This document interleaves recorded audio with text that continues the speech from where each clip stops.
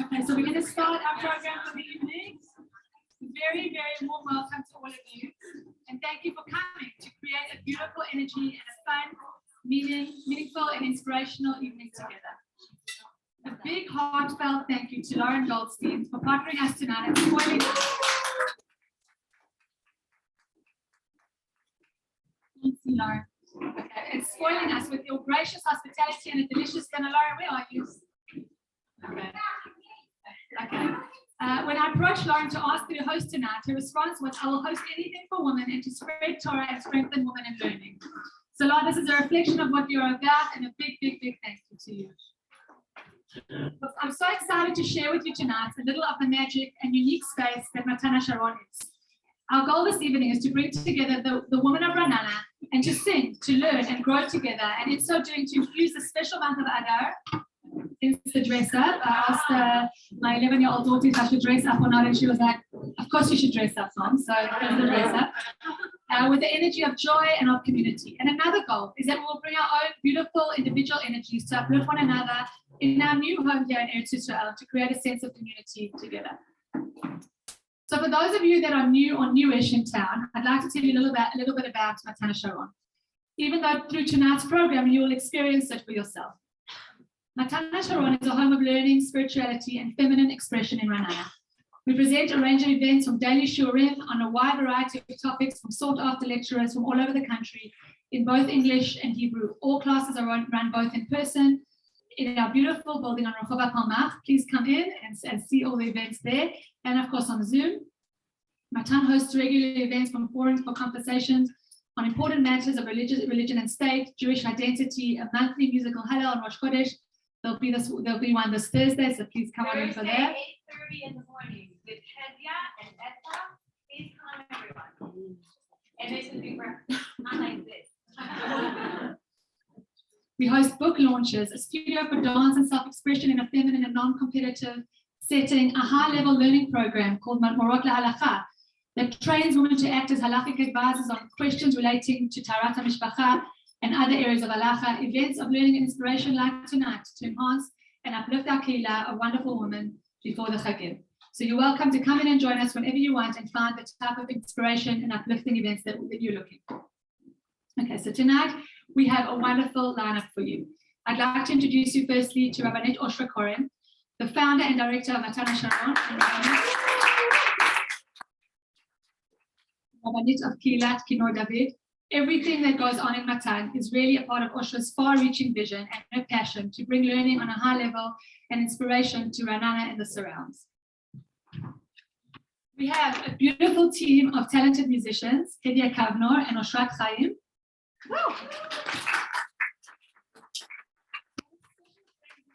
Of Matan and everything that goes on at Matan, and you'll be uplifted by the beautiful music tonight. And a big thank you to you both for all your effort and the excitement towards tonight.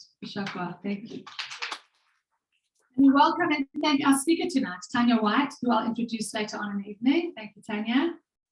And now I welcome Rabbanit Etta Ben David, the Rabbanit of Keilat Shiftei Yisrael, and a graduate of Matan's Moral Halacha program. Thank you, Etta, for your nurturing of women of Shiftei and Ra'anana. And we're so happy that you're opening our event for us with Divrei Torah and Divrei Bracha. Thank you, Etta.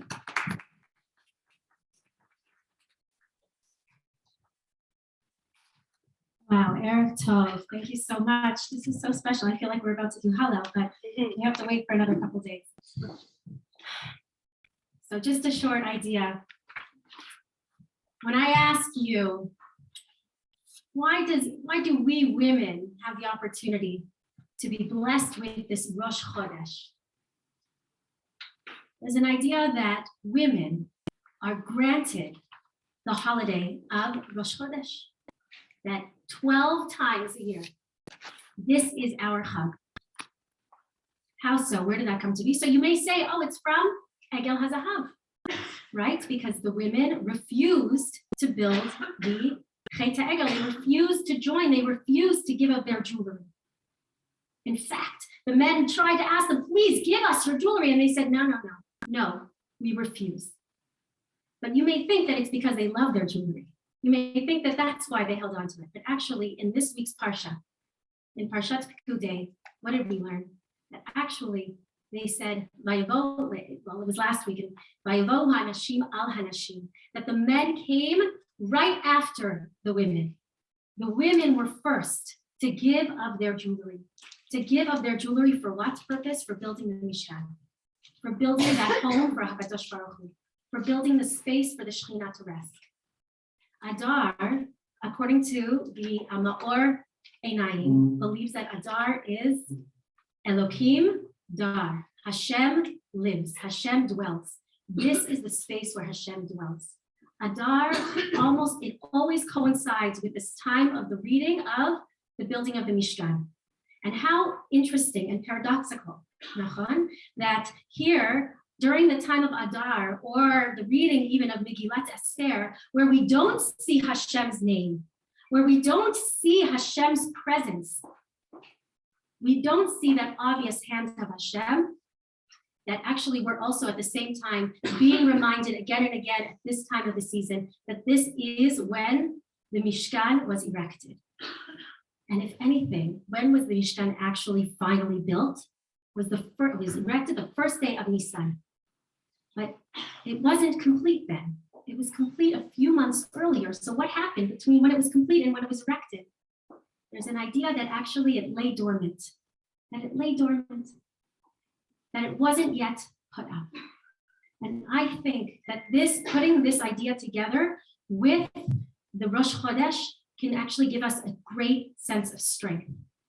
Because what the women had in this time of uncertainty and chaos in the camp, of not giving of their jewelry, they had a sense of not just faith and emunah, they had what Rabbi Sachs calls faithfulness, that they had a sense of deep, deep, utter loyalty to Hashem. They had a deep connection. They were reaching out to their hands to Hashem, and Hashem was holding their hands back. And when we look at the Mishkan at this time, at the very end of this parsha, what happens? Hashem's glory, the Ananei HaKavod, literally come down onto the Mishkan and say, I'm here. I'm present with you. I am right here with you in this very obvious way. And the women knew that. The women knew that this is what they were waiting for. So I want to really bless us all, and as women coming together, that this is a time where, especially when what happens to the moon on Rosh Chodesh, everyone, it wanes to the point of disappearance. I mean, if you look outside on Erev Rosh Chodesh, it's almost not even there. This is the time in a month really of anxiety, because Adar, even though Misha Nechnas Adar Marbim B'Simcha, but don't forget, in the time of Purim, it was a month that was started as grief and went to joy. So it's okay. I want to argue that the rabbis say it's okay to sometimes recognize that there's a mixture of that joy and of that suffering, and we know that joy exists, and that's what we're aiming for. But what the women were holding on to was that even in a space where we're not sure Hashem is present, even when we're neither here nor there, where the Mishkan is built but not really fully erected yet, or where they're building the Mishkan but it's not quite up, and the moon is there but it's not really there, we can reach out to Hashem and say, I want to stay connected to you, God. This is what Esther does. She reconnects to Hashem, to the Shekhinah. And I think that in this moment here, we can also reconnect to one another. We hold on to one another. And we remind each other the faithfulness that we have, not only in Hashem, but really in one another. This is Adar. Hashem Dar. Hashem is dwelling here in Mishkan, in one of us, in each one of us, and in our relationships. And not only that, if you switch around those letters, Adar, you can see Aleph, Reish Dalet, Hashem Rei. Hashem comes down. Hashem comes down in the glory of the clouds. So I just want to let that glory sort of sit here with all of us, not just outside of the Mishkan, but also in each one of our hearts. Which one? Oh. Yeah. After all, okay, so she's not just an amazing woman, an amazing speaker, she's an amazing singer. So קבלו את הרבנית אתה We didn't do any rehearsal, it's totally spontaneous.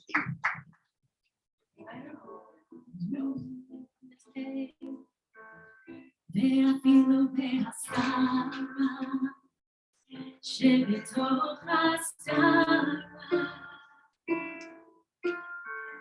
בוודאי גם שם נמצא השם יתברך, ואפילו בהסתרה, שבתוך הסתרה, בוודאי גם שם נמצא השם יתברך. Even in the most hiddenness, you can find Hashem. But what about when it's really hard? גם מאחורי הדברים הקשים, העומקים עליהם. אני אומר.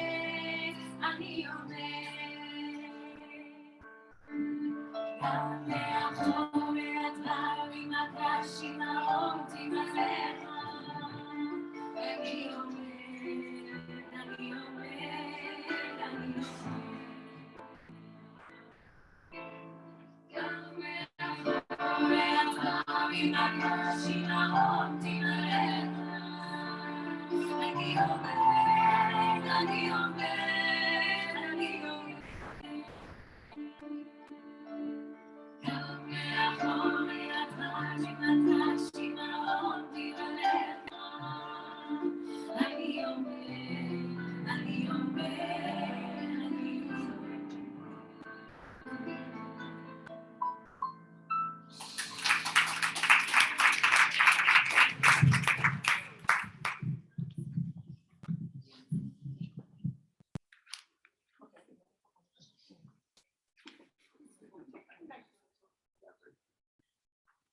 Mamash Ashrenu, that we have such beautiful talent in our own city, in Manana. Yeshar Koach, it's a thank you for those beautiful divrei chizuk, so appropriate for Adar and for, please God, our awakening from the times that we've had behind us now the last 2 years. Okay, so now onto our shiur for the evening. It gives me great pleasure to welcome Tanya. Tanya is one of our most wonderful and popular speakers at Matana Sharon. She's an international lecturer, writer, and educator with a focus on Tanakh and contemporary Jewish thought. She's a graduate of the Matan Institute for Torah Learning Scholars Program. She's currently completing a doctorate in Jewish philosophy at Bar-Ilan University and the recipient of the Shubs Fellowship for Outstanding Students. She is driven by a passion to exchange insights on the most pressing topics facing the modern Jewish world. There would be no way that I couldn't not read this bio because it is like so extensive and impressive. Thank you. Tanya has published numerous articles and books on social media, including a highly publicized response with Rav Natan Baptist Cardoza, which was subsequently published in a book, Jewish Law as Rebellion. A collection of her thoughts can be viewed on her blog page, which we'll send you, but you're not going to remember what I say now. But Tanya, it really is a great privilege that you've joined us tonight, and thank you so much.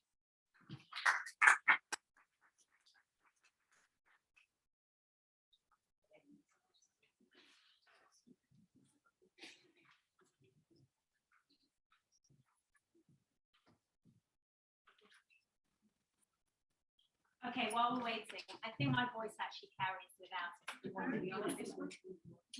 Yeah, I mean, I have quite a loud voice. I've been told. Well, firstly, thank you, Lauren, for this beautiful get together. It's really amazing to be in person with people. The last 2 years, I've been doing many events over Zoom, but there is nothing like being in person with people, seeing faces, feeling the energy. It's mamash, it's amazing to be back, and I'm so happy that we're doing this. And I can go above and beyond what Tammy said about Matan and everything else. I'm a product of Matan. 18 years ago, I made Aliyah. I walked into the office in the old building where Oshra was, into their Mamad office on Abarbanel Street. I came in this young, can you all hear me clearly? Yes, perfect. This young 25-year-old, and Oshra took me under her wings, got me to go on the scholars program, gave me my first teaching position, and the rest is history. That's why you never see money. It's true. I can never say no. It's not just that. It's because you can't say no to Oshra. Yeah, I have a huge hakarat for Matan and for Oshra in particular. And welcome to people here who have just made Aliyah. You've come to the right place. It's an amazing place to be despite all the hardships. And we'll welcome you. And Matan, it really is a home. You'll walk into the building, you'll immediately feel the energy. You'll see that it's a home, and you're all welcome to come. I teach there on a Tuesday. I personally teach on a Tuesday and a Thursday, but all the lectures there are incredible, and we'd love to see you all there. So that's my Matan intro. So I wanted to share with you some ideas. You should all have a source sheet. I've been told that I have a very a short half an hour. For me, that's very short, and I want to try and share as many thoughts as I can to so that we can understand a little bit more about what we're getting into with Purim. What is Adar? What is Purim?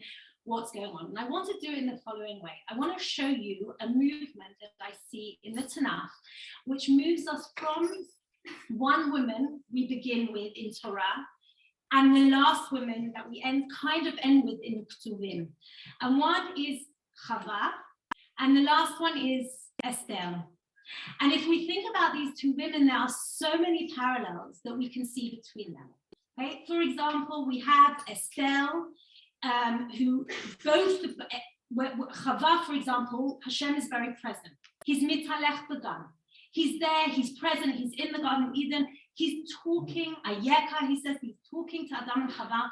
Esther, we know the whole of the Megillah, Hashem's name is not present at all. He's totally hidden. Okay? We have one with Esther, that she is exiled from the Garden of Eden. Esther moves the people back out of exile. She brings them back to Eretz Yisrael. The big difference between them, and there's many other parallels, but the big difference between them is that whereas Chava, Hashem is present, she doesn't take responsibility for her actions. Hashem says to her, what did you do? And she says, it wasn't me, it was the snake. And Esther takes absolute responsibility, even though Hashem is totally hidden. And what I want to do with you today is I want to go through this kind of trajectory that we see in Tanakh. And I want us to try and understand it. And I'm going to bring in a little bit of philosophy. I know it's very late, it won't be too heavy, don't worry. To try and understand how this happens and why this happens and what the message of it is. There's an amazing book by someone a little controversial called The Disappearance of God. He's Richard Elliott Freeman. He's a person that actually wrote the book, who wrote the Bible, so you can hear the controversy there already. But what he does there is he doesn't bring a chiddush really, because Chazal had already spoken about it. But he brings in all modern philosophy, and he essentially speaks about the idea that God, that Hashem, that God, he doesn't call him Hashem, God disappears in the Bible. He begins, mitalech b'gan, he's present, he's prophesizing all the time, we hear him. And at the end, when we get to the later books, the later prophets, so to speak, he's almost disappeared. And we know that from Megillah Esther. And Richard Elliott Freeman speaks about the idea that the message of the Tanakh is that humanity needs to grow up, that this was all purposeful, rather than see it as a punishment, rather than see it as non-ideal. What he argues is that part of humanity, part of the job of humanity, part of what Hashem wants us to do is for us to grow up.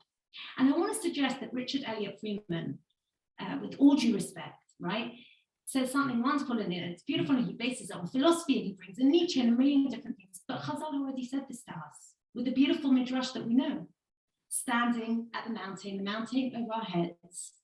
When we're, and I'm going to look at it with you in a minute, and there Chazal, there the rabbis say to us, when really were we free to accept the Torah?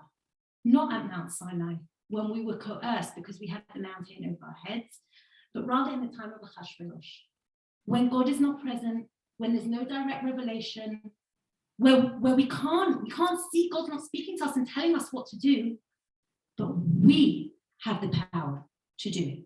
And what I want to do today is to try and unpack all of these. And I want to begin with enlightenment. What happens in the 18th, 19th century with the periods of enlightenment and emancipation? What happens is very simple.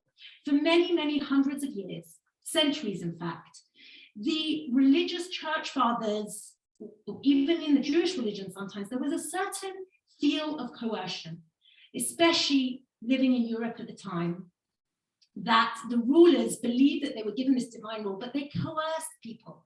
Life wasn't pleasant.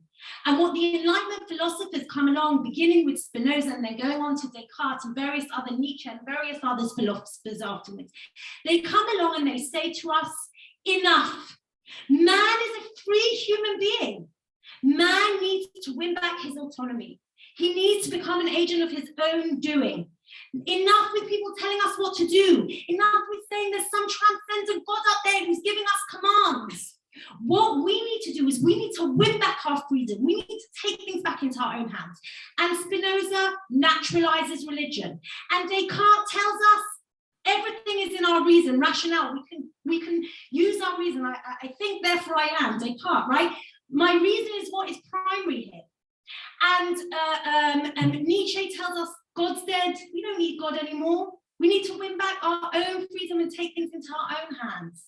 Okay, all of these people in all different ways and all different forms, all of these philosophers come along and they turn around and they say to us, we do not need God anymore. Take him out the picture. What is primary and what is the most important thing is the human being.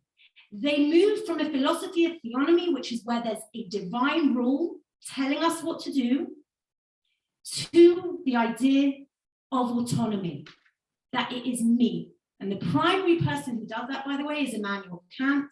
I'm sure even if no one who knows philosophy would have heard of Immanuel Kant. Immanuel Kant comes along and says to us, using what he calls the categorical imperative, we have the ability, just using our minds, just using our senses, just using our experience, to determine what the moral law is. We do not need any transcendent God. What's this all got to do with Purim?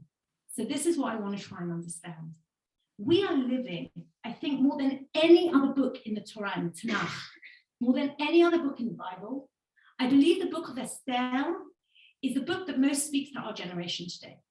We are living exactly like Megillah Esther in a time when we do not have God, we do not have Hashem coming, giving us direct prophecy, we do not have open revelation. In fact, we are living in such an uncertain time. There's Etta beautifully, everything you said, Etta, I'm just basically unpacking that, right? We're living exactly in a time whereby God is not present in the classic way that we understand it when we think about Sinai. And therefore, Megillah Esther, maybe we can use as an edifying text, as a text that can come and teach us, living in the 21st century in a postmodern world, what or how are we to bring divinity into the world? What reply can we give to Spinoza and to Nietzsche and to Immanuel Kant? What reply can we give to those philosophers who say we don't need transcendence, we don't need divinity, we only need ourselves? Now we know that there are three direct consequences that happen from the Enlightenment period. Three things. Number one, there was this massive existential chaos that came about. When Nietzsche spoke about the death of God, and we'll see in a minute, he predicted exactly what was going to happen. A huge chasm erupted. And in that chasm, we tried to fill it, that void. When we've lost something transcendent, can I do this without a microphone? Like really much better, right? No, okay. When we've lost it's fine, got it. When we've lost the authority from outside, an external authority, we need to try and fill it. So we fill it with all different things. And that caused a huge amount of existential angst. The second thing that happened was radical individualism. Radical individualism, which we're seeing more and more and more today, okay, was when I believe that I am the only one who can determine my own destiny. Now that can be a good thing, but it can also lead to someone saying, oh, I'm only going to do what suits me best, self-interest. And the third thing is radical relativism, where there's no authority, no moral law, and everyone does as they see fit. I'm going to see exactly where we see that in the Megillah. So let's begin with Chava. What do we see with Chava? In source number one, Okay,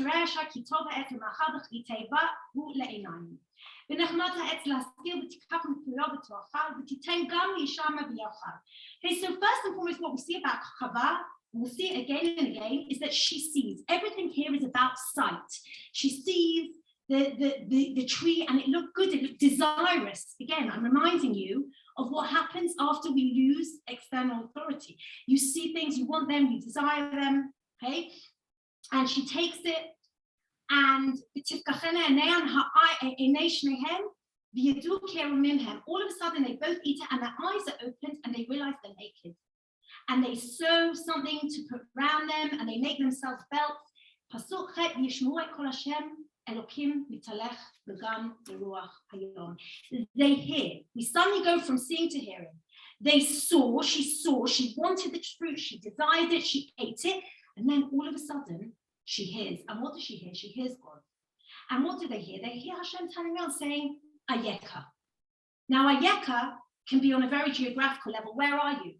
But Ayeka here does not mean where are you. We know Hashem knows where we are. Ayeka here means a much more kind of existential question. Where are you?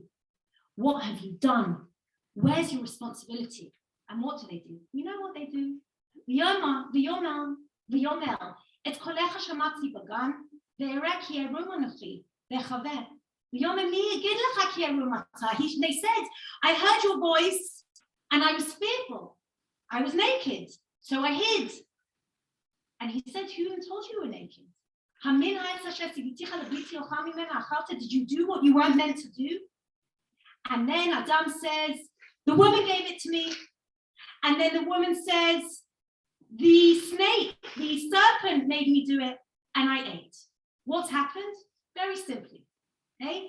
She hears God, she fears, she hides, she absolves herself of responsibility, okay? And here, what's super interesting is that God is not seen. Even here, when God is present, he's not seen. Notice, she sees the etz, she sees the fruit, but she hears God. Right? That's the first thing.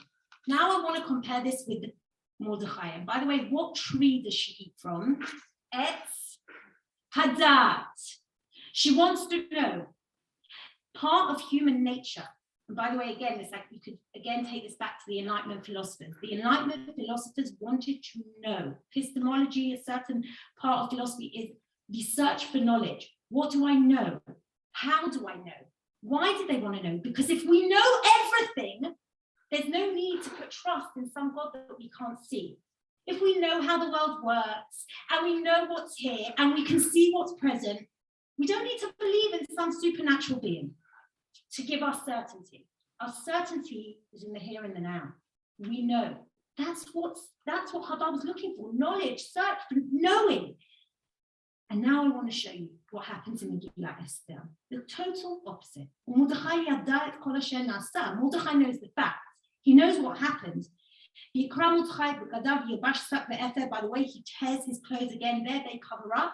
Here, Mordechai takes his clothes off. He tears his clothes. Again, there's an opposite thing happening there. Okay? He cries out and he comes before I'm not going to read the whole thing with you. He comes before the king and all of the people are fasting and they're crying, and he comes to the gate of where Esther is. It's a very strange word in Hebrew. Okay, it's almost like sand that comes down. It's really what is happening there. Exactly what happened to us when Nietzsche told us God was dead. There is an inner panic, an inner halal, a vacuum inside of Esther.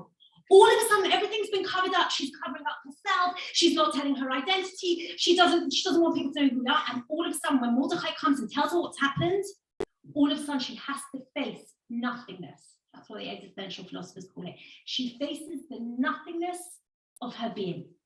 And she has this halal, this vacuum. And then what happens? She v'tishlach b'gadim l'halbish et Mordechai. She says, get dressed. What are you doing? Cover it up. Cover it up. How often do we do it? Cover it up. Let's cover it up. It'll be okay. Everything will be okay. Just let's ignore it, suppress it. Everything will be fine. She's covering up the halal. Okay? And he doesn't agree. Lo kibel. Says Mordechai, no. If you do not face your reality, We can't actually fix it. Okay, it's okay, and then he continues, this whole dialogue continues, and the crux, the main point of the whole dialogue happens. In Pasuk, just by the way, notice here, Pasuk Zayin, V'yiged Mordechai kol asher karahu, everything that happens, and karahu here refers, according to the Midrash, to Amalek. Okay, to Amalek. Amalek is the great grandfather of Haman. Okay, and we'll talk about why. And then he says, no, you've got to go to the king. And she says, I can't go to the king. I haven't been called to him for 30 days, etc., etc. And then in Pasuk Yud Daled 14, he turns round and he says as follows. Actually 13.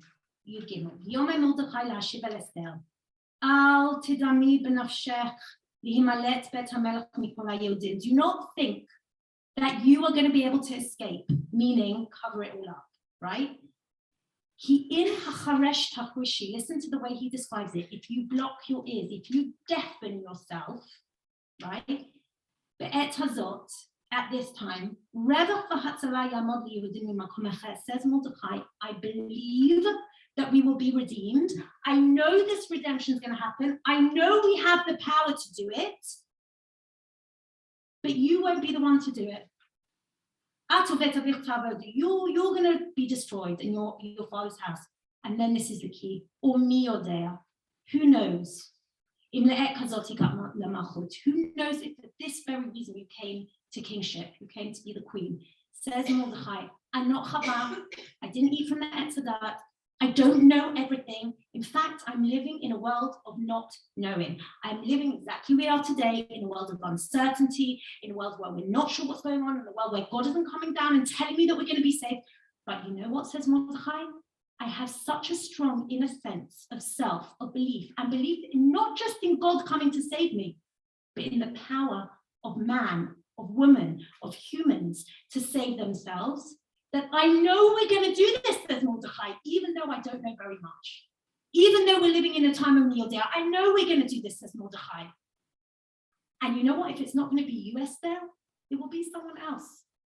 But I'm telling you, Esther, that there's a reason you're there. That's what Mordechai says to her.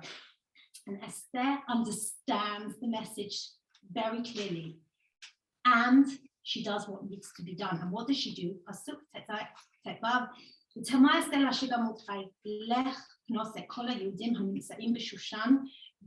and gather all the Jews and tell them to fast for me. I will fast, I will go, and if I lose, if I lose, again, literally, if I get lost, right, I get lost. Says Esther, I understand what needs to be done. And now I want to ask the question, what is the difference between these two stories and what are they here to tell us? And this is what I believe. I believe that in many, many ways, the Purim story teaches us what it is to live in a world where God is absent, what it is to live in a world where we could suppose that God's disappeared, but we know he hasn't. What happens is that we see humankind grow up. Humankind have to take on responsibility and agency. And I want to read you the most mind-blowing passage from Nietzsche, because listen to what he says in source number 3. Here he describes the death of God coming through the voice of a madman. And he says the madman jumped into the midst and pierced them with eyes. Whither is God, he cried. I will tell you, we've killed him, you and I. All of us are his murderers. And how did we do this? How could we drink up the sea? Who gave us a sponge to wipe away the entire horizon? What will we do when we unchain this earth from its sun? Whither it is moving now? Whither are we moving? Away from all the suns? Are we not plunging continually? Backward, sideward, forward, in all directions? Is there still any up or down? Are we not straying as through an infinite nothing? Do we not feel the breath of empty space? Halal, vacuum, right? Has it not become colder? Is not night continually closing in on us? Do we not need the light to light lanterns in the morning?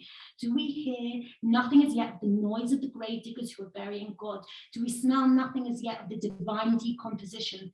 God's too decompose. God is dead. God remains dead, and we have killed him.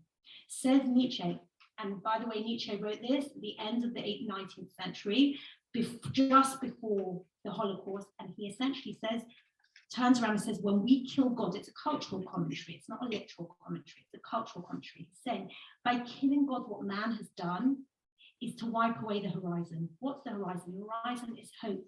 The horizon is where we look, where the light comes. The horizon is what happens where the darkness. It's the place where when I get to it, there's more. When I get to it, there's more. There's always more. There's always hope. There's always hope that a better day is going to come tomorrow. It's always coming. That's what we wipe away. We wiped away human hope. We wiped away human agency. And Nietzsche comes along. He says that we, in order to fill the halal, fill the space, we have to become gods. And we know exactly what happened and how that happened. And unfortunately, we're seeing something very similar happening today. And this is what the idea is. Now, if we look in source number 4, there's a fascinating commentary in the Talmud about whether or not Megillah Esther makes our hands tum'ah. Okay, now again, what are they inferring here? They're referring from here the idea of whether Megillah Esther is kadosh, it's got kedusha. Is it a holy book or is it not a holy book? Now, why wouldn't it be a holy book? Because God's name is not mentioned, because there's no open miracles, right? And it was written by man, so to speak. So, and they go through all of the questions: should it be? Should it not be considered? Etc. Etc. And one of the things they argue, the rabbis argue, is that they bring proofs of why it is indeed a holy book. Okay, and they say as follows: they say it's a holy book because it was divinely inspired, and they bring various verses. And Haman thought in his heart, okay, and Haman thought in his heart, and Rabbi Akiva says, how do we know what Haman thought in his heart? Obviously, it was the divine spirit that told us, right? And Esther obtained favor in the sight of those who looked upon her. This could only have been through divine inspiration. Okay, and again, the thing became known to Mordechai, what we just read, that Mordechai knew. How did Mordechai know? Only through divine inspiration. Every example given here is not an example of an open miracle. It's not an example of God coming directly and speaking to man. On the contrary, every single example is what we would call today, by the way, today we would call it intuition. Right? Today we'll call it human intuition, that we feel God, or if you want to use Heschel's language, radical amazement. If you want to use Buber's language, an eye down moment. All of those things, all of those examples are examples of when we as human beings feel something of the divine spirit, but it's not open. It's not like an open revelation that Chava heard in Gan Eden. It's something buried. It's something hidden, but it's something that when you experience it, you know it's there. And the rabbis are hinting at this. They're saying the book of Esther is not holy because God came out and spoke. On the contrary, its holiness resides in those moments of intuition, in those moments where we hear Hashem, and again, hear Hashem, not see, okay, hear Hashem, it can be in the cry of a child or in a moment between two human beings, in a relationship. That's what it is. Now, again, where do we know this? First and foremost, Rabbi Sachs, my teacher, spoke about the idea that the revolutionary idea of monotheism was that we move divinity away from nature and into the human being, meaning the idea, the notion of Tselem Elokim, of each and every one of us being in the stamp in the image of God, was a totally revolutionary idea. Now, by the way, it's all the religions stand by that idea. We have human rights, etc., right? The American Constitution, the United Nations, human rights, all of these things, all based on the idea of Tselem Elokim. But in the ancient times, it was a radical idea. Where were the gods? The gods were in nature. Humans had no agency. Humans had no ability to change their reality. Only the gods could. Now, with what monotheism brought, we understand that each and every human being is created in the image of God. That's why we have to be so careful with human life. That's why everyone should have a sense of equality. Okay? All of these ideas came in. And says Rabbi Sachs, that's what monotheism brought. And I want to suggest that this is exactly the idea that Hashem is teaching us when he asks us to battle against Amalek. When Amalek comes along, Amalek comes, and Amalek is the absolute opposite of everything we've been speaking about. I'm just going to show you an idea. What happens immediately before Amalek, our arch enemy, comes and fights us when we just come out of Egypt? We've just come out of Egypt, we're slaves. Our arch enemy comes. The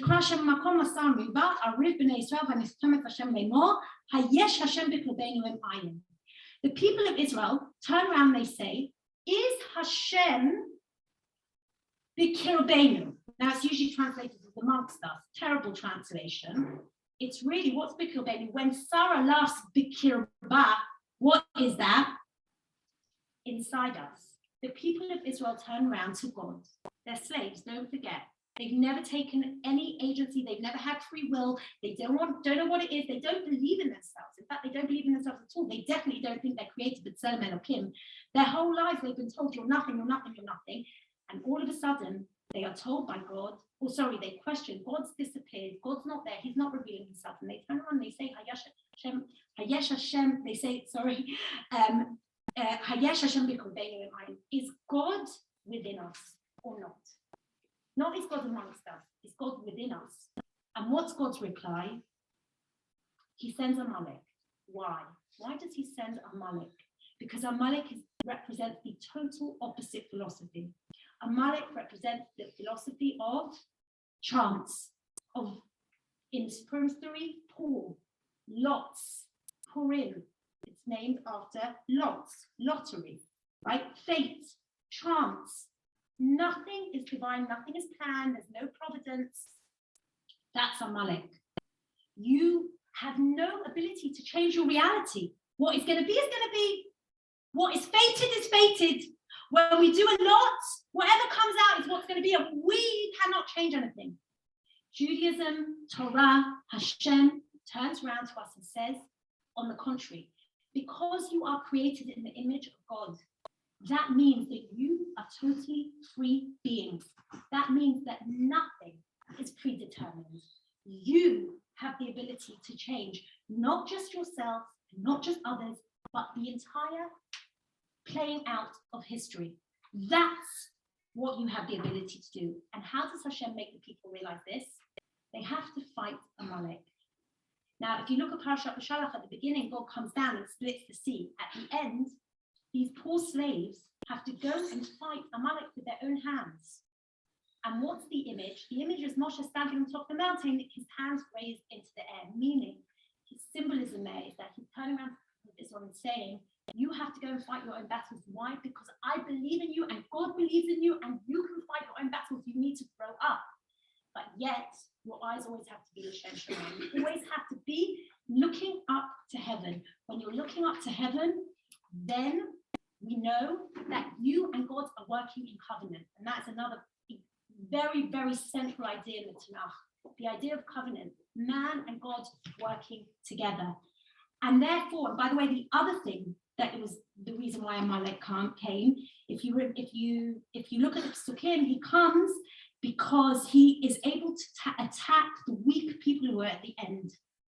When we don't protect the weak, when we put them at the end, when we're not looking after other people, and we're not seeing the B'Tselem Elokim in each and every person, and therefore we say, they're weak, they're slow, we'll put them at the end, who cares? Again, that's when Amalek comes. Again, that's when we're saying, fate just comes to attack us. And that is exactly what's happening in the book of Esther. In the book of Esther, again, how do we fight this? In the book of Esther, we have the most powerful narrative that teaches us how we fight a mindset of fatalism and how we fight a mindset that's taken God out of the picture. And the answer comes in two ways. Number one, community, which I'm going to talk about in a second. And number two, and with this, we're going to kind of wind up. And number two, agency, human agency, ethics, and looking to the other. Now, when I say how do we fight mindset of fatalism? Okay, first and foremost, what do we see in the Megillah itself? We see the Megillah is radical individualism. In the Achashverosh's party, okay, we know, for example, it says Karatzon ish ve'ish. Everyone does whatever they want. Everyone should do as they want, as they desire. And the opposite of that is what Esther turns around and says, the only way to fight against Amalek is to bring everybody together, to have community, to show people that they have to take responsibility. Chava, we begin the Tanakh with Chava. There's no responsibility for the other. In fact, she blames the other. But Esther, with Mordechai's help, understands that the only way to fight Amalek, to fight Haman, to fight fatalism, to fight Nietzsche, to fight the death of God, to fight Spinoza, to fight naturalism, to fight the idea that we're living in a world of nothingness, of a halal wreck, is to recognize, to fill that halal with the divine image, to fill that halal with the divine spirit. And when we do that, two things happens. Number one, not only do we believe in our responsibility to the other, do we create community. And by the way, all of the halachot of Purim are about communal responsibility. Mishloach manot, matanot le'evyonim, all of those things are about communal responsibility. So number one, we have to create community. We have to understand that every person here, whether they have less than I have or have more than I have, whether they are better at some things than I am or less than I am, every person is created in a divine image, which means every person deserves to get my attention, to get help when they need it. Number one, community, be there, responsibility, coming together. And the second, in my mind, I think one that we find difficult sometimes, is to recognize that the divine image resides in us. I'm speaking here to a room full of women. So I can say this, I think as women also sometimes, we love to give to others. We naturally give to others. We're giving to our kids, we're giving to our parents, we're giving.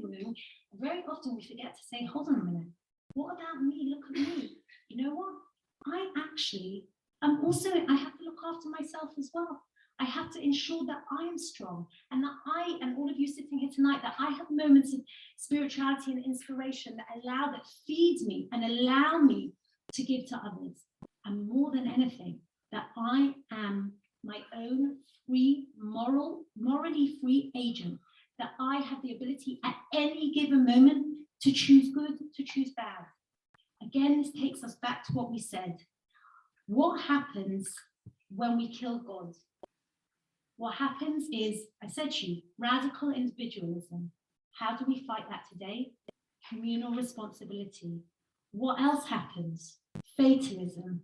You have Darwin, you have Nietzsche, you have Freud. Everything's fated, you're never going to be able to change. Freud, Darwin, this is your DNA, nothing you can do about it. Science, this is it, you can't change anything. Judaism comes along and argues, protests against that idea. No, we are born free, and at any given moment, we can choose and be agents of our own destiny. And finally, and here, by the way, Richard Rubenstein in source number 10, I just thought I'd share this with you. Richard Rubenstein also talks about the idea of the death of God after Auschwitz. He says that God is dead. He uses Nietzsche's language, but one thing he says, listen to what he says. It's precisely the ultimate hopelessness of our human situation which calls forth our strongest need for religious community. Even Richard Rubenstein, who is essentially an atheist, says if all we have is one another, then surely we need one another more than ever. And that's exactly what Esther says. She doesn't just say, I'm going to take responsibility, which she does. She doesn't just say, I'm going to go out there and I'm going to save the situation. She says, I can only do this with you. It's not just about me. I need you to fast for me. I need you to gather all the Jews together. I need you to be behind me. And then my taking responsibility will be able to lift us all and take us into a moment of redemption. The face of the other, the call of the other, Emmanuel Levinas, again, all of these Jewish philosophers that come post-enlightenment and turn around and they say, it may be that God is absent from our world, but he's present in the person's face opposite us.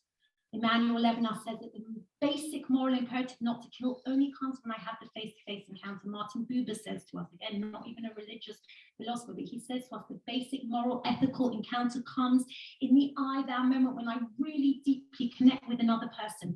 And I've given you can look at it in your own time. I've given you Levinas and I've given you Martin Buber. And I want to finish. By the way, there's another beautiful source, but if you've got time, source number 13. This is what I do, by the way. I give loads and loads of sources and you can go and read it in your own time. You don't always cover everything. Source number 13 is another beautiful idea. It's postmodern. This is a book about postmodern philosophers that talk about not just the face-to-face encounter, but the text itself being an encounter, being a revelation, that we are able, Jewish textuality, right, is listening to the voice. Why is the primary command in Judaism to hear? because when I hear, I embrace what the other is truly saying. When I see someone, it's not always, you can't get to that moment of revelation. When I hear the music, when I hear the voices, when I hear Hashem, I can find him in places that aren't seen, that aren't open. And that's exactly what we're doing when we hear the text.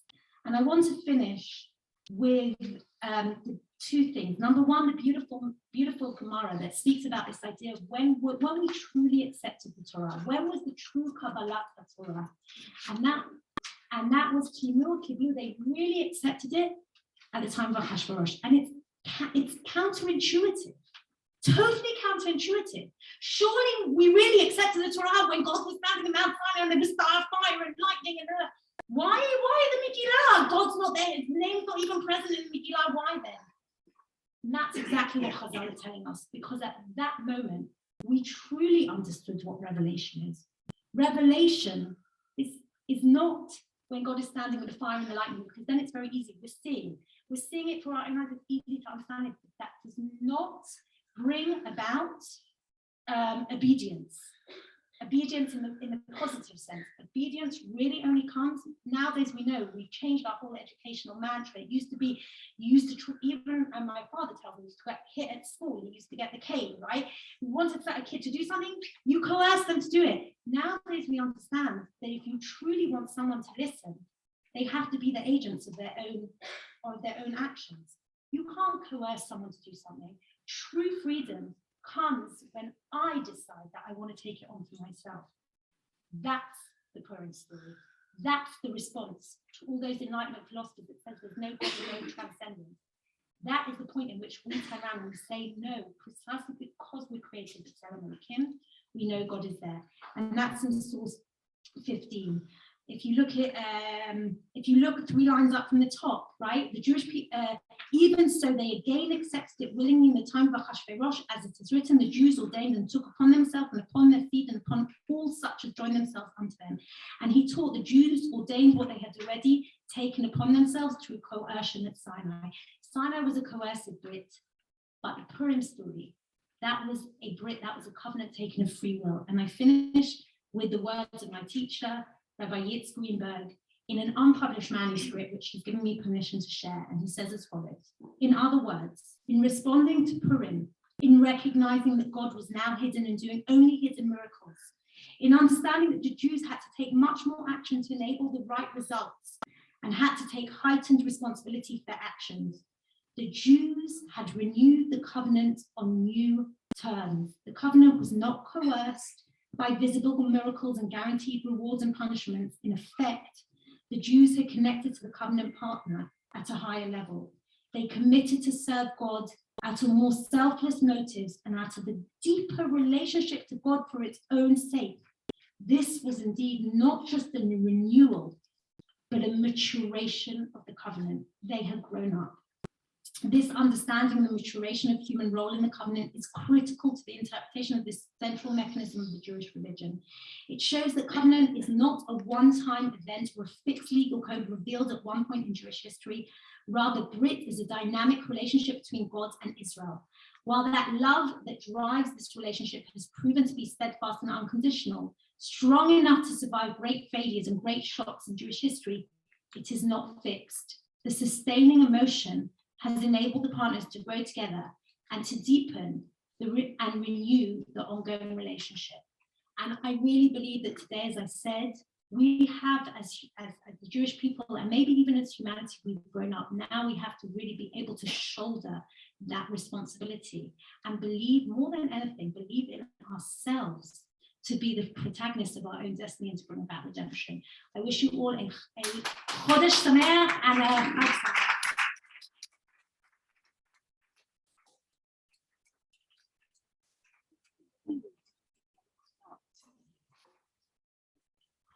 Yashar Koach, thank you. You really have a brilliant ability of being able to tie together such high ideas and bring them down to an understandable point where we can really connect with all those words. I just wanted to say that I attended a Zoom last night with the Jews that I think is called Sunni in Ukraine.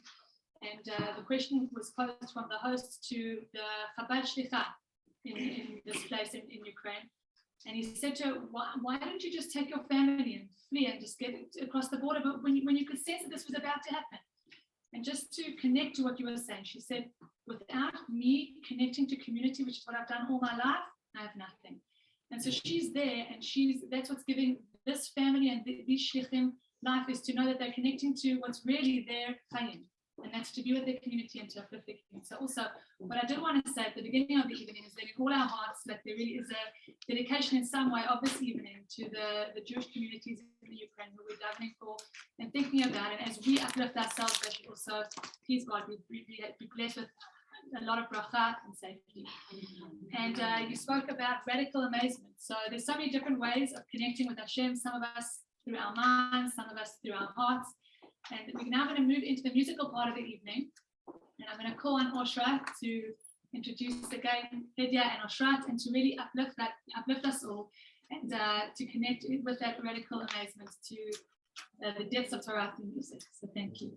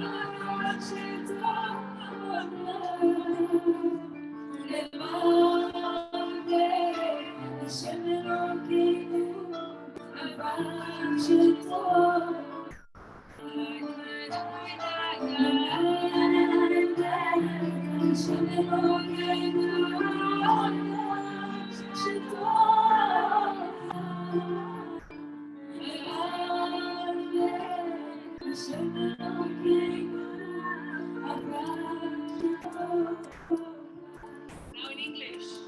My brothers and sisters, I pray. For my brothers and sisters, I sing. Please let me, I want to, please let me sing. Peace for you. Okay. Brothers, my father and friend. My brothers and sisters, I see. Please let me ask, please let me sing. Peace for you. The house of Hashem, I wish the best for you. For the house of Hashem, for the house of Hashem, I wish the best for you. This is the house of Hashem, I wish the best for you. This is the house of Hashem, I wish the best for you.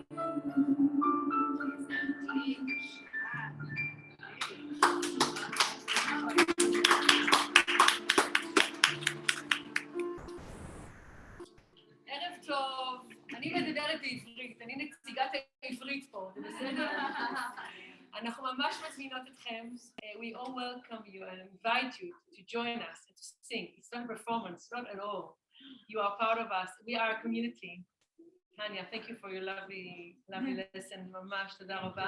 Please join us and this house, I think Lauren will be so happy if this house will, all these melody and music will come out not just from this piano, from Kol Vibration will be here for this beautiful house. So we continue with the Tov Lehodot LaHashem. We start with a more lyrical melody and then we'll move on to the happier one. And we have lots of beautiful talents here. Vanit Etta, we have Julie Giller, we have Shelly. We are I'm going to do a little choir in the end. Be prepared. We'll do something good.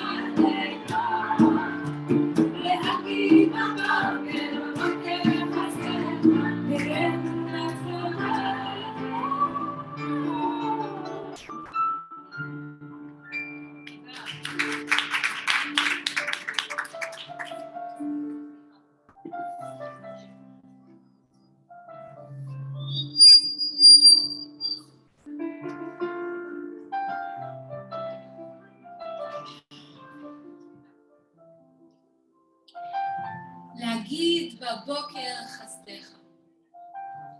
To sing the praise of Hashem in the morning, when everything is going great, when the sun is shining, it's really not a big deal. To say, thank you Hashem, God is great. But what do you do when it's night? What do you do when it's not going so great? When you don't feel Hashem there? When there's doubt?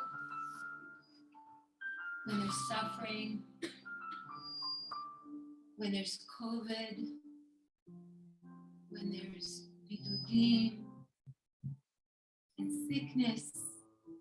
And the night is so long. What do you do then? How do you hold on? ואמונתך בלילות. When it's dark and the night is so dark, you just have to hold on and have emunah, have faith.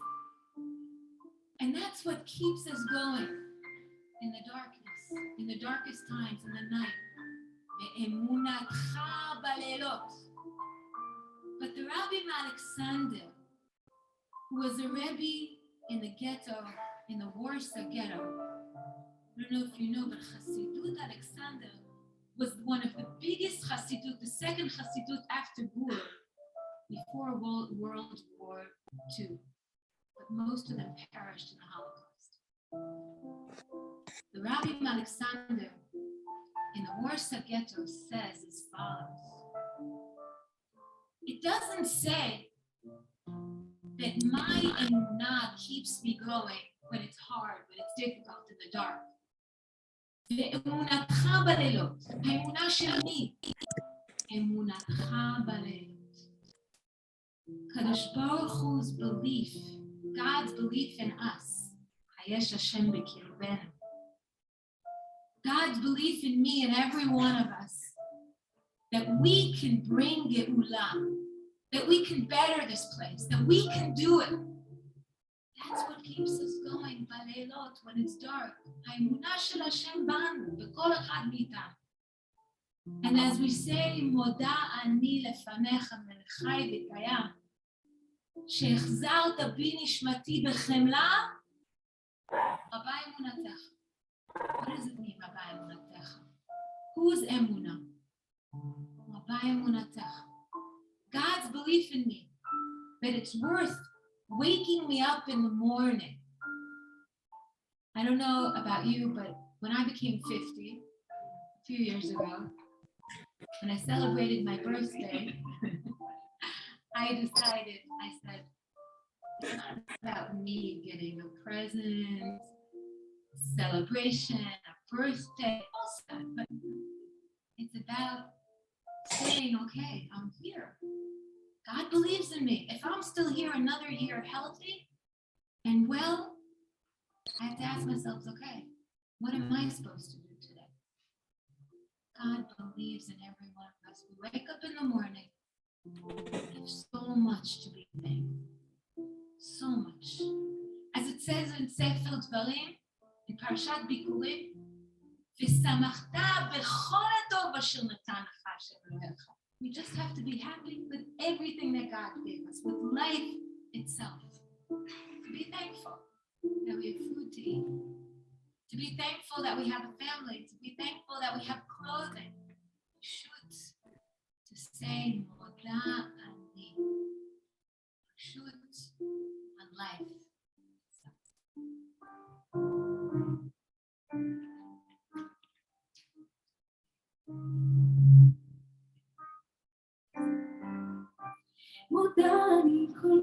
בוקר שהחזרת את נשמתי, מודה אני על בגד שהנחת על גופי, שלא יהיה לי קל, אתה שומר עליי.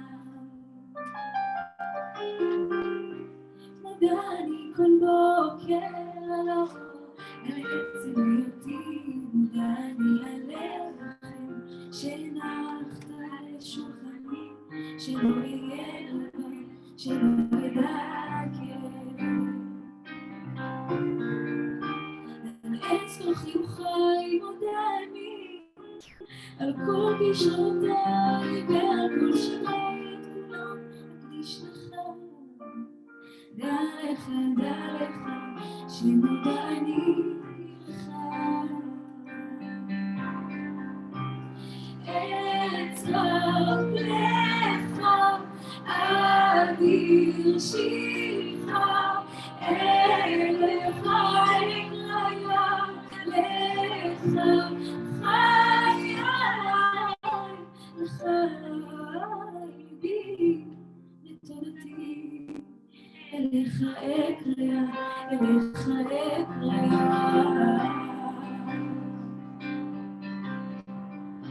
מודה אני כל בוקר על כוחי, על אבי ועל אמי, מודה אני על גשם שנתת בשדותיי, לדאוג לאורי, נתת לי חיי. על יום המנוחה מודה אני, על שפע וברכה, על משפחה תודי רק בזכותך. דע לך שמודה אני לך. אצעק לך אדיר שמך, אליך אקרא לך חיי, לך ליבי בתודתי, אליך אקרא, אליך אקרא.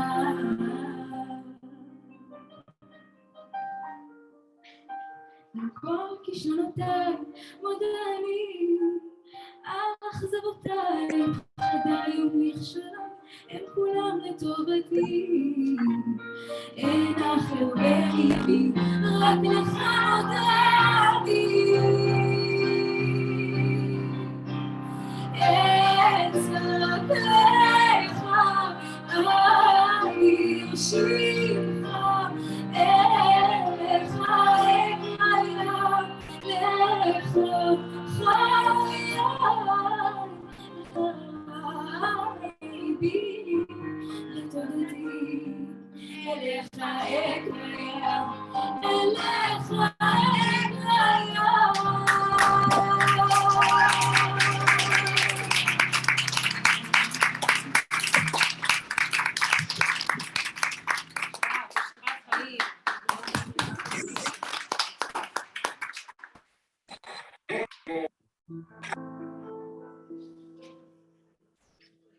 Continue with the beautiful song of Shai Ribo, הלב שלי.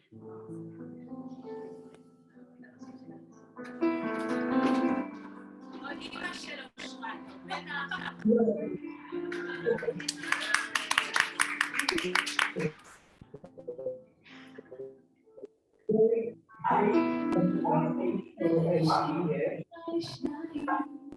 מה שלא ראתה שפחה למים, כמו סופה לים, כמו שהיה פה בתנופה בעולם.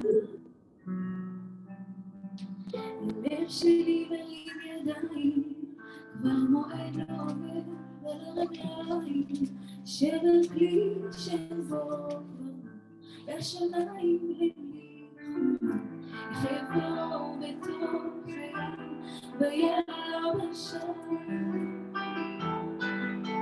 ורק אתה יכול להפוך מסעדי למחור, לזכך את החור, להכך בי האור. ורק אתה מבין איך לגשת הלב שלי, משכך כל כאב שלי, מרפא את הלב.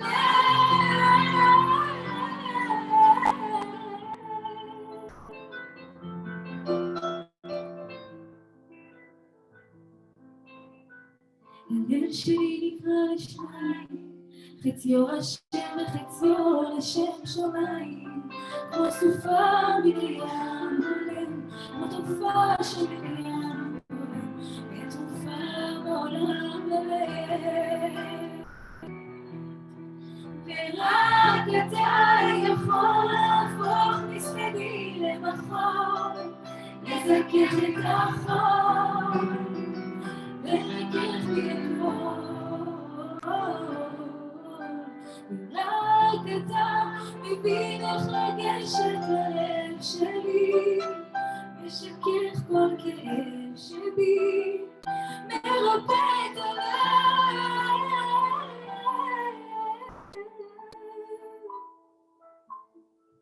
בי יש אוצר של עצים וצאן, וציר שיצעק לצום, רק אני מול ים שלם ולב שבור,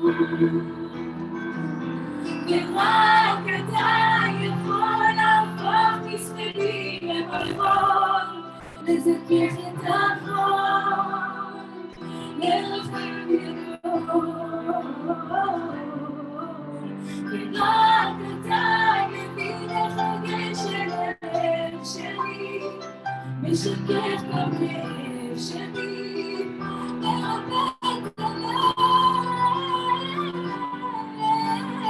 ורק אתה יכול להפוך מספדי לחול, ולקח את החול, לקדש בי הכל.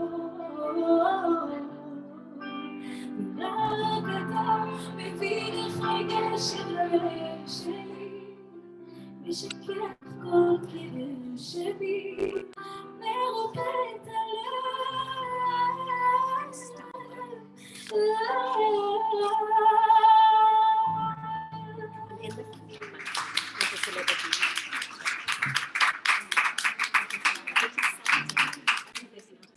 We all know that Rabbi Nachman Mibreslav said, mitzvah gdola liot b'simcha tamid. But where did Rabbi Nachman Breslav get that? Now, it doesn't start with the Baal Shem Tov, it doesn't start with Chassidut. It starts with the Torah itself. The Torah says in Sefer Dvarim, "Tachat asher lo avat et Hashem Elohecha b'simcha v'tuv leivav." We are punished. How do you say puraniyot ba'ot aleinu? Plagues, different things. And what? Bad things happen to us not because we weren't Oved Hashem. Not because, I think that's the more sophisticated philosophical thing. Not because we weren't Oved Hashem. It says, Tachat asher lo avat et Hashem Elohecha. But then what does the pasuk say? B'simcha u'v'tuv levav. Why do these bad things happen? Because we weren't Oved Hashem. So we weren't Oved Hashem b'simcha, because we weren't Oved Hashem b'simcha. So we weren't a chassid. So we weren't the Karli B'chassid, or some people call it, I know they call my minyan, happy clapping. So we weren't. Asma, so we could be a little serious. That's why we're punished. So the truth is that, first of all, it's a chidush. It's a new thing to say that to worship Hashem, and it's a mitzvah to be happy. It's not so simple, but it's a mitzvah. The Torah itself says. And the Rambam himself says that it's not easy to be happy. It's avodah. You have to work on being happy. But it's avodah gdolah. And one who does not work on his happiness thinks, I don't have to be happy. That's for those people, those crazy Hasidim or whatever, the Breslav. No. He says, you're punished, the Rambam says, if you think you're so arrogant and you think, oh, being happy is not for me. But I'll tell you, my grandson, are there any grandmothers here? We love talking about our grandchildren, right? Nachon? But my grandson, he's 5 years old, one of my grandchildren, says one day he says, Savta, I learned in Gam that it says mitzvah gdola liot b'simcha tamid, but I don't understand. 5 years old, I promise. I don't understand why it's a mitzvah. Mitzvah is helping someone else. So first of all, I'm very proud of him that he thought that mitzvah is helping another human being. But he said, what kind of mitzvah is this? Who are we helping? Being happy. So my husband said to him, he was asking us, and I was thinking, good question. And he says to him, he says, you know who you're helping when you're being happy? A very important person. You're helping, first of all, yourself, atzmecha, by being happy. And you were talking, Rabbi, we were speaking about that as mothers, as women, we're always, you said it or you said it? You said it, so you were thinking it too, right? All of us think it. We have to give others. That's what we are, women nurturing. You know, we worrying about ourselves. Atzmenu. And only if we have a happy, if we're happy, we have a self that can give to others. Now, it's not so simple to be happy. You can stand there and say, okay, so mitzvah to be happy. We understand it's a mitzvah to eat, right? It's a mitzvah to eat. That's another question. Yeah. And it's a mitzvah to sit in the sukkah. And it's a mitzvah to kliyat megillah and all those things. But what if I'm not happy? Lo sababali. I'm not happy. So Rabbi Nachman Mibreslav, I think he has a very important tool in Torah Reish Pei Bet. We all know, and Rabbi Nachman brings it, that we have to judge our fellow man favorably. And we have to believe that even Rasha Gamor has a nekudah, has one thing that definitely did a good deed. And you have to help that person believe in himself, and he can grow from that nekudah tovah. But Rabbi Nachman says, just like we have to judge others favorably, we first of all have to lמצוא את הנקודה טובה, לדון את עצמנו לכף זכות. And find the good inside of us and believe in ourselves. And if we say to ourselves, oh, I'm really far from where I want to be, and I'm far from Kadosh Baruch Hu, and I'm really not in the right path, we have to look inside and find that one point, that one nekudah. If you know Shuli Ran's song, Nekudah Tova, they'll sound the option the next time. But we have to find that one thing, that one deed, and it can't be all of us that are created in the image of God. It can't be that we don't have one good point, and from there we grow, from believing that good point in our life, and from there we can go higher and higher and higher and grow in happiness and mamash to be Oved Hashem B'Simcha.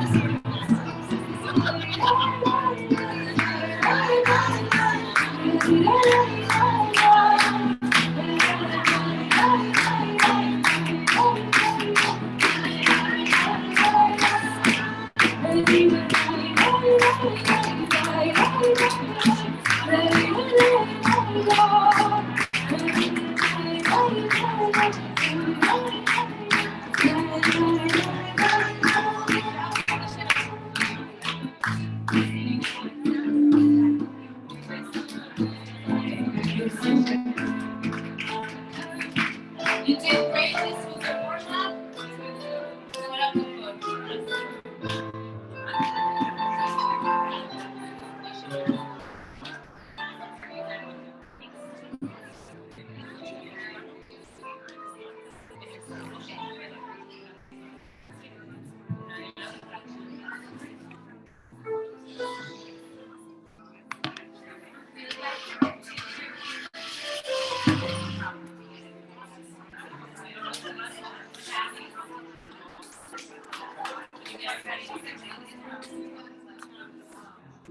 So, if everybody can sit down, please.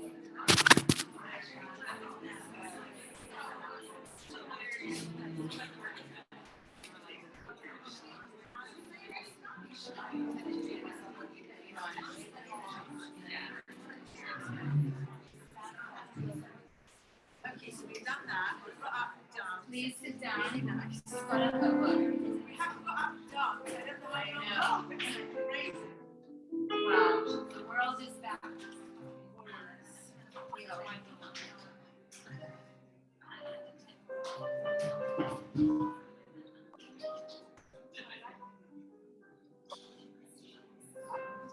So I want to tell you about Rabbi Zusha. Anybody hear about Rabbi Zusha? Zusha was such, you've heard of Zusha, right? He was so special, so humble. He was a Rebbe in Anipoli. And he had nothing. He was so poor. But even though he was so poor, of course, he was so happy all the time. But in that Ayala and Holi, there was another Rav. Of course, he was a Mismagid. And he had a very good position in his community. He got a good salary, but he was always angry, always complaining, always sad. Had nothing. Not because he didn't have, because he gave everything away. He was always happy. And you know, when a person is sad and is angry, at the end, who does he despise most? Himself. And the happy person. It's hard to see a happy person when you're all the time angry. One day, when Zusha decides he can't stand himself anymore, not Zusha, sorry, the rabbi. He just couldn't take it anymore. So sad, so angry, angry with the whole world. Decides he's gonna go see Zusha. He wants to find out what is it about Zusha that he's always happy, even though he has nothing. Middle of the night, he goes to Zusha, so nobody will see. He knocks on Zusha's door, and Zusha opens the door, such a glowing face, and he says, Rabbeinu, I'm so honored that you came to see Zusha. And Zusha would never say Ani, because Anochi Yishrak Hashem Elokecha. So he said, what? Do I deserve this honor? Sorry, Zusha. And the rabbi says, tell me, how is it that you have nothing? You're so poor, you're so broke, and you're always happy. And I have everything, and I'm always sad. So Zusha says to him, Zusha, we'll explain. Do you remember the wedding of the wealthiest person in the community?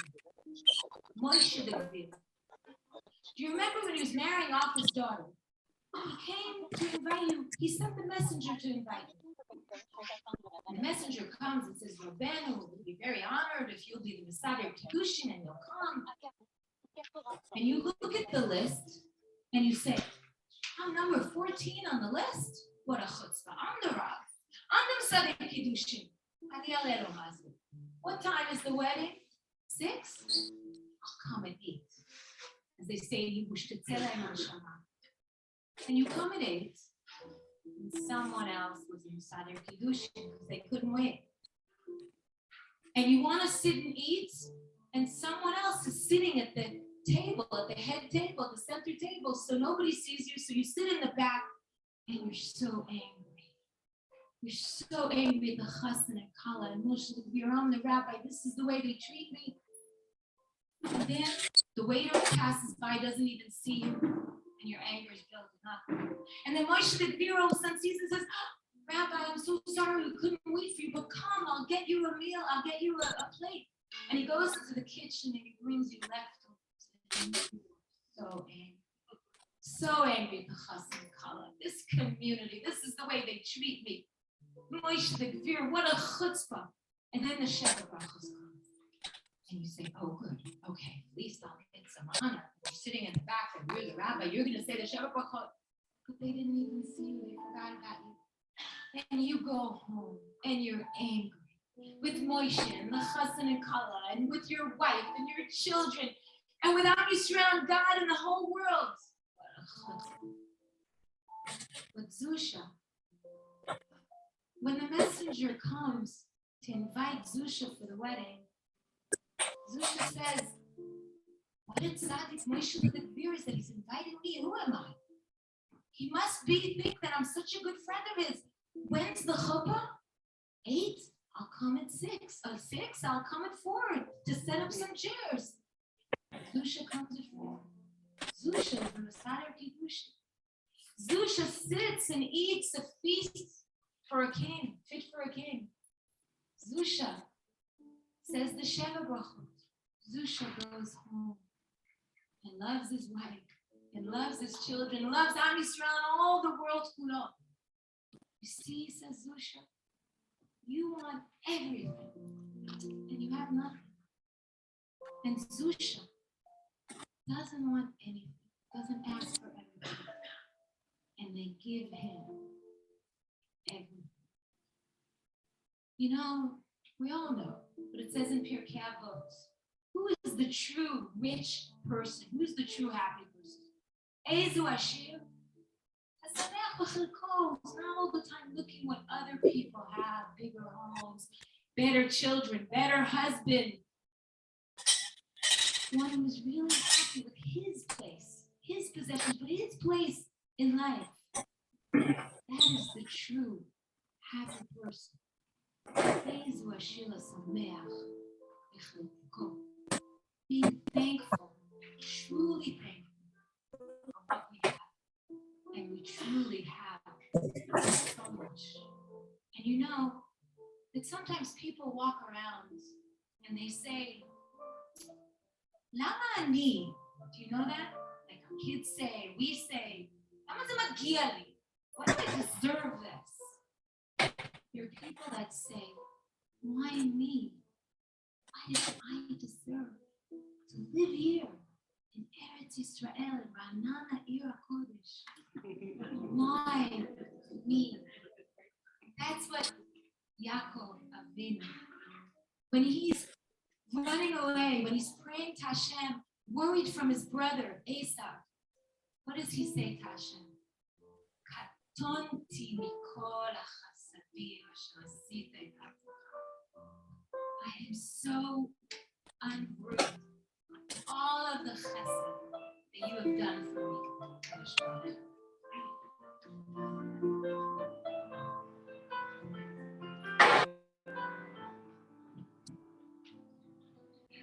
קטונתי מכל החסדים ומכל האמת אשר עשית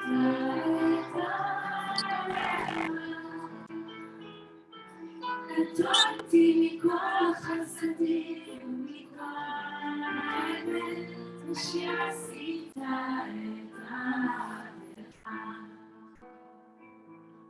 את קטונתי מכל החסדים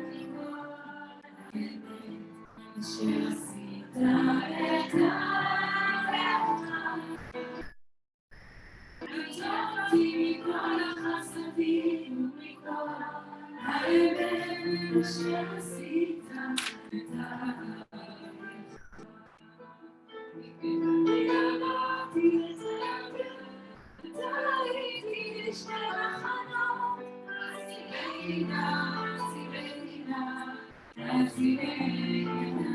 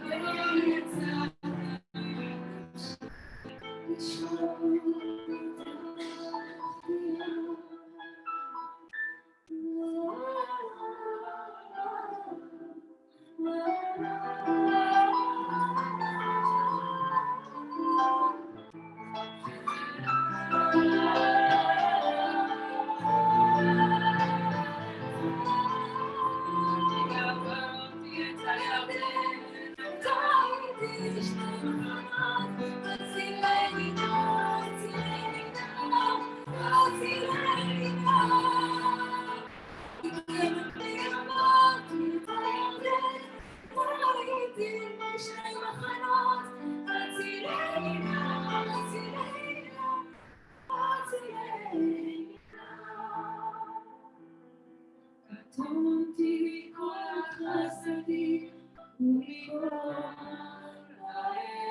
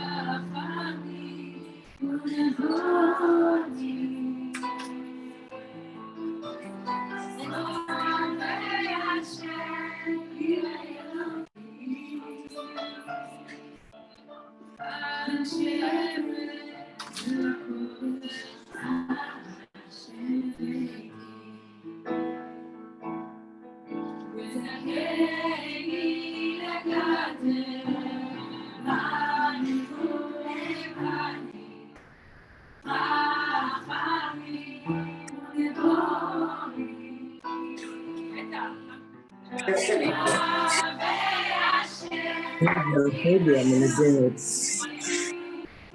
הדיה, ומנהלת אשה קורן, וחברת זמרת.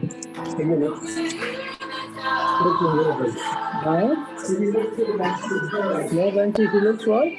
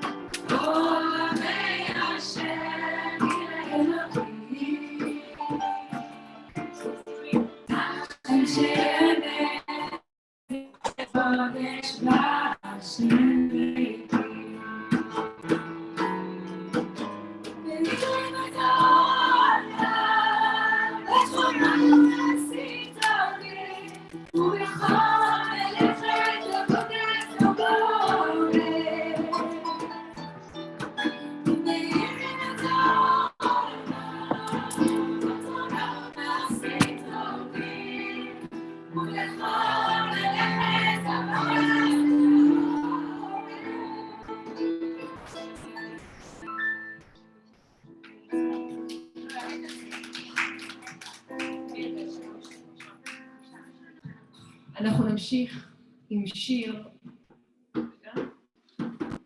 מאוד מאוד מאוד מיוחד, עם לחן שכתב יונתן רזאל, לשיר שכולנו מכירים מהאגדה של פסח, והיא שעמדה לאבותינו ולנו. It's always relevant and it's a beautiful, such a beautiful melody. Please join us.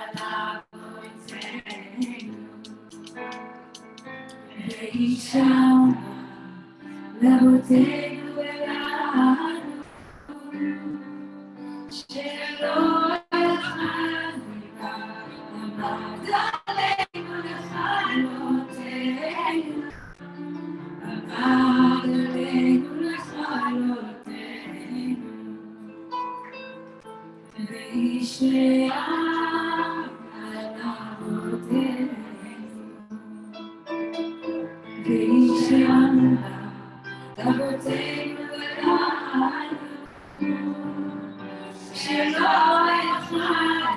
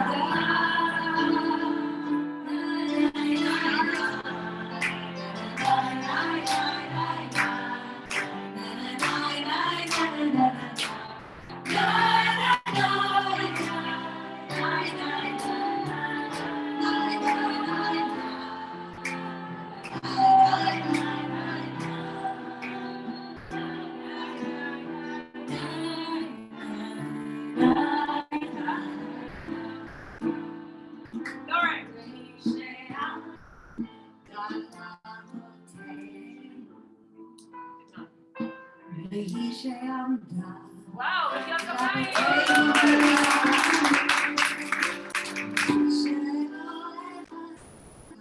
עמד עלינו לכלותנו,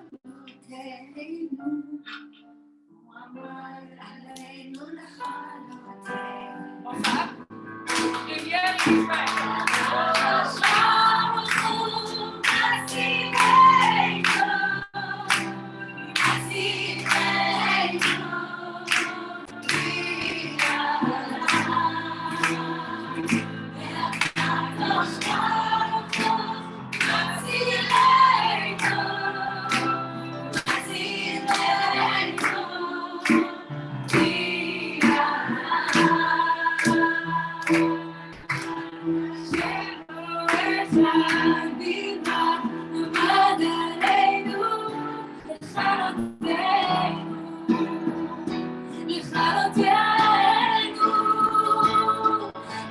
הקדוש ברוך הוא מצילנו, הקדוש ברוך הוא מצילנו,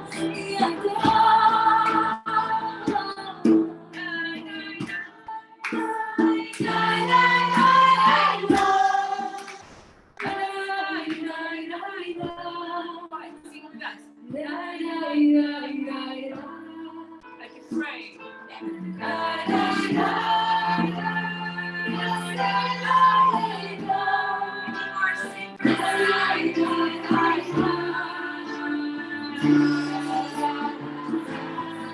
Sing it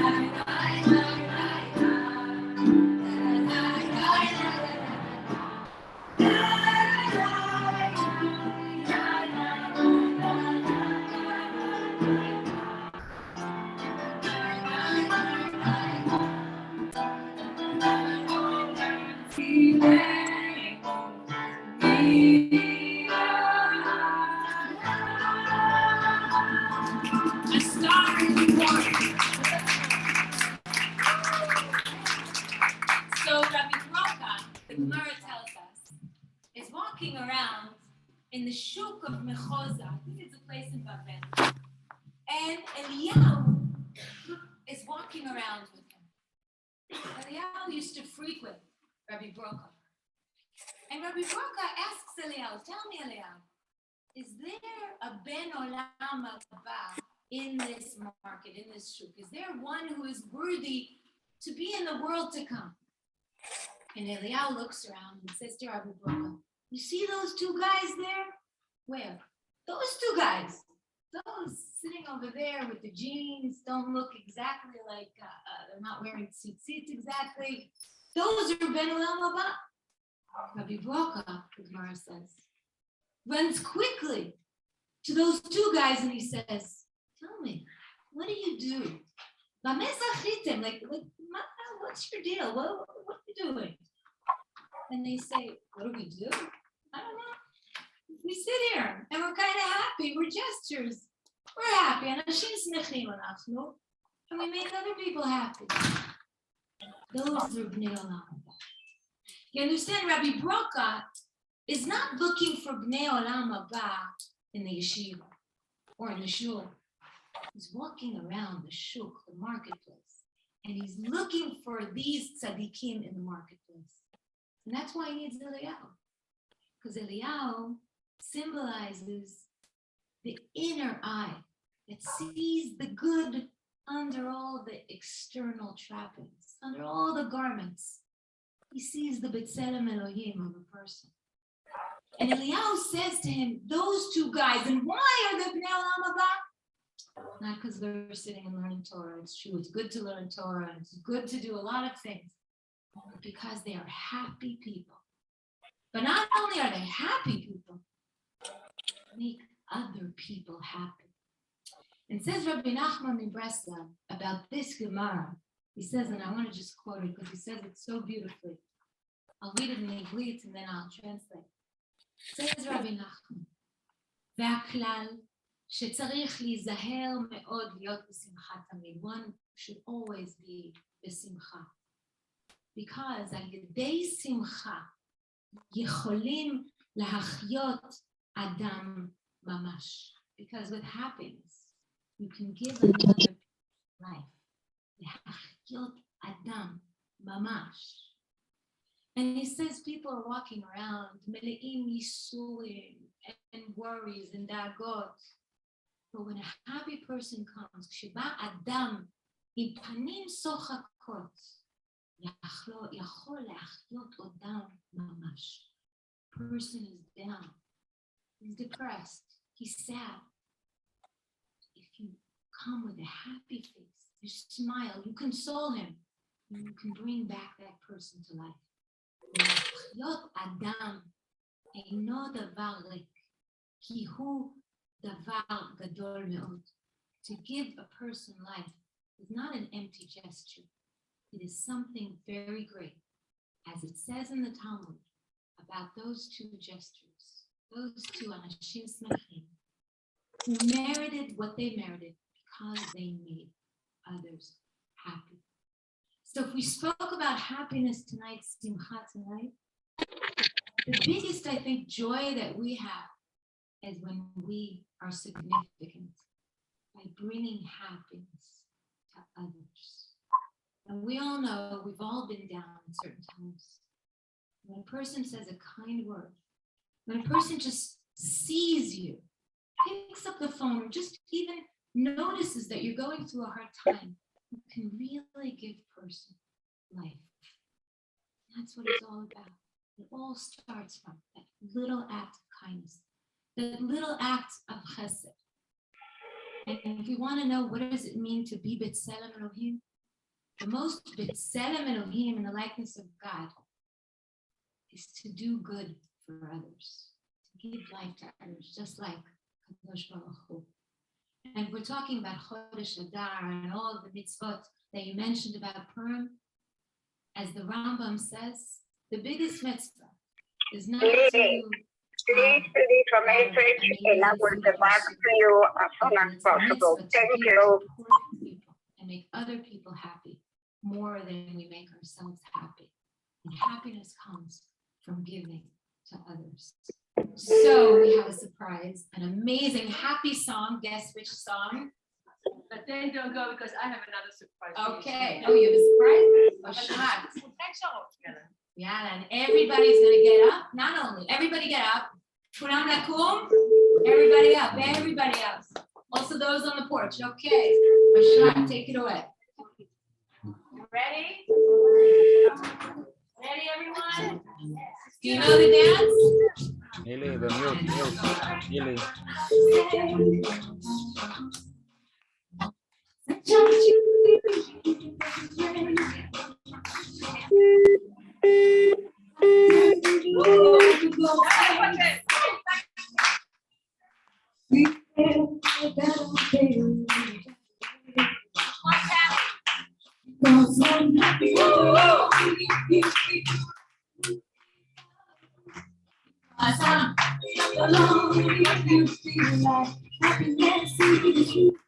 Cause I'm happy alone, you know, well, happiness is you. Not alone if you feel like that's what you wanna do. You know the things that you reason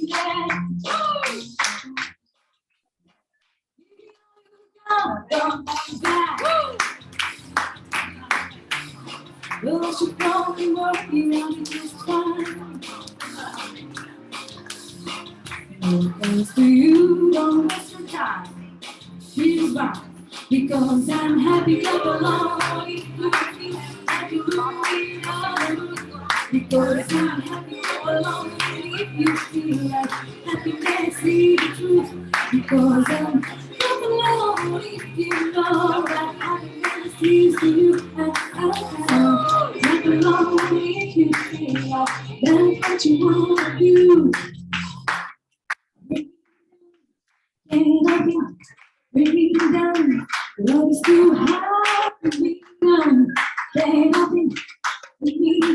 say, bring me down, can't help you, bring me down. Love is so hard, bring me down, can't help you, bring me down. I say, love alone if you feel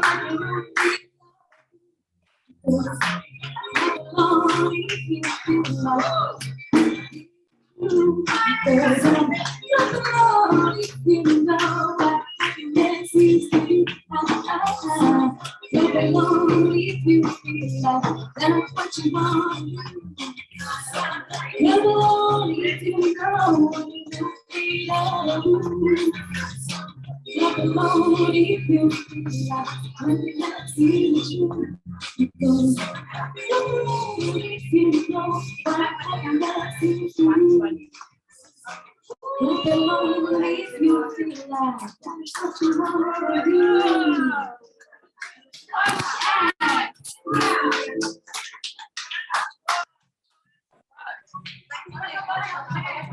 Okay, I have a little surprise. One more surprise, and then we have another medley of happy songs.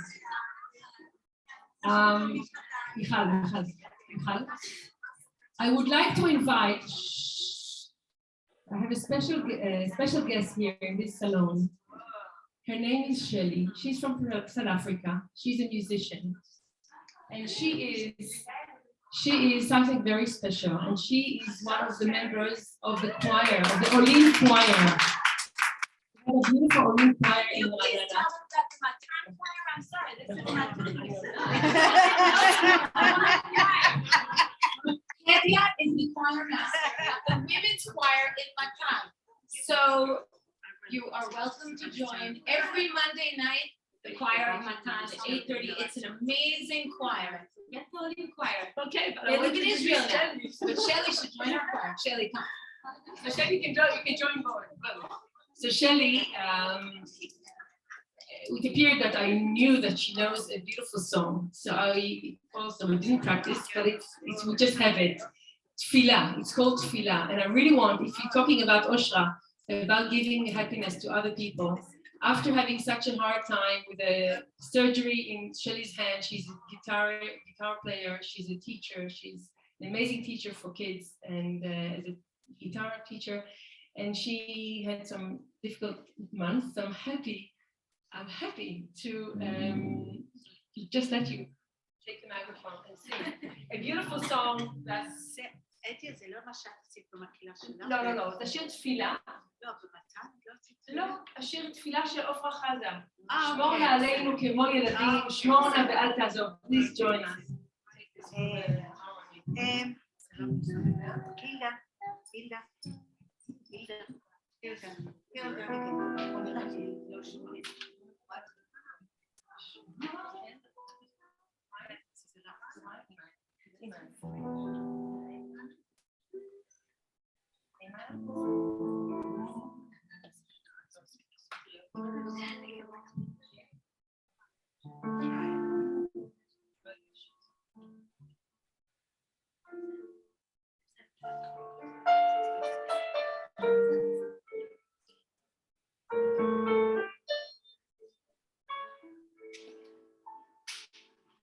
שמור עלינו כמו ילדים, שמור ואל תעזוב, תן לנו אור ושמחת נעורים, תן לנו כוח עוד ועוד, שמור עלינו כמו ילדים, שמור ואל תעזוב,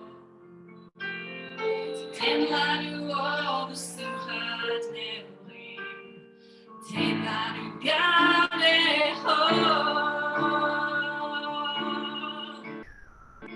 הוא היושב לו שם במרומים, הוא הרופא כל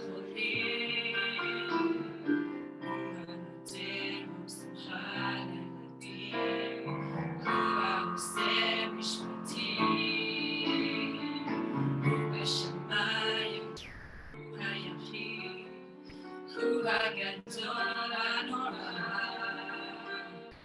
הוא השומר עלינו מצרה.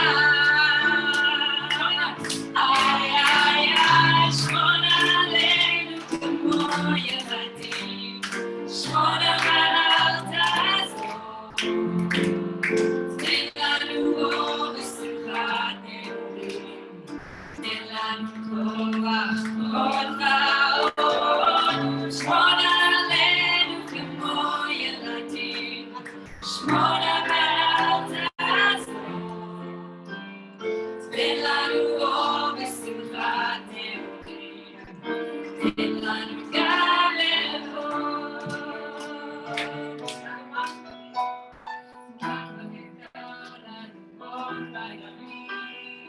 אתה נמצא כל היום, שמש תקווה והמון מבטים, לילה ויום של חלום, ובשמיים והוא היפים, הוא הגדול הנורא,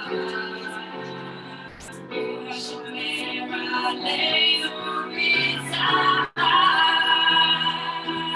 איי איי איי, שמור עלינו כמו ילדים, שמור אבל אל תעזוב, תן לנו אור ושמחת נעורים, תן לנו כוח עוד ועוד, שמור עלינו כמו ילדים, שמור אבל אל תעזוב, תן לנו אור ושמחת נעורים, תן לנו גם לאהוב.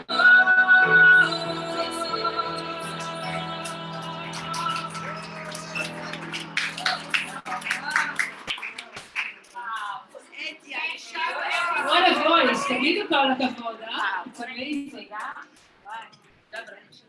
I want to say thank you to our gracious hostess, Lauren. Thank you so much. Thank you to Eza, thank you to Tanya, thank you to Hidya and Nusrat, and thank you Tabby Levy for organizing everything. Thank you to Ashra for organizing the whole thing.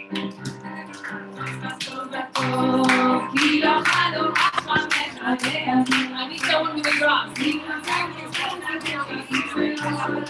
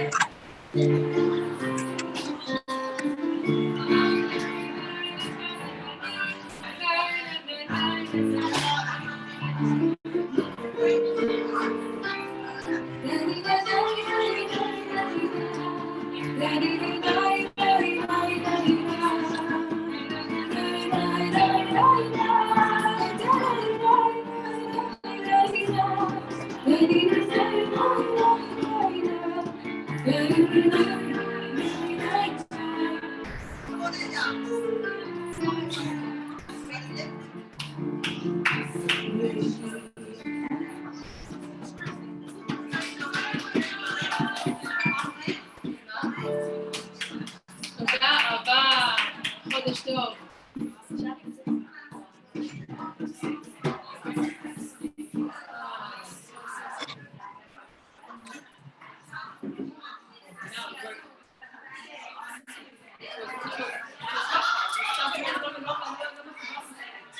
טוב, יפה מאוד.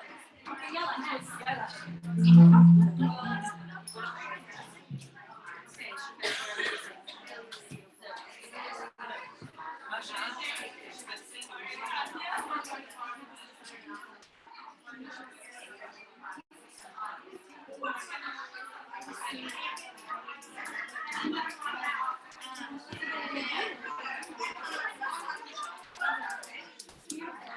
Thank you so much to all the people on Zoom. Have a good night. Oh, you're listening to Yeah.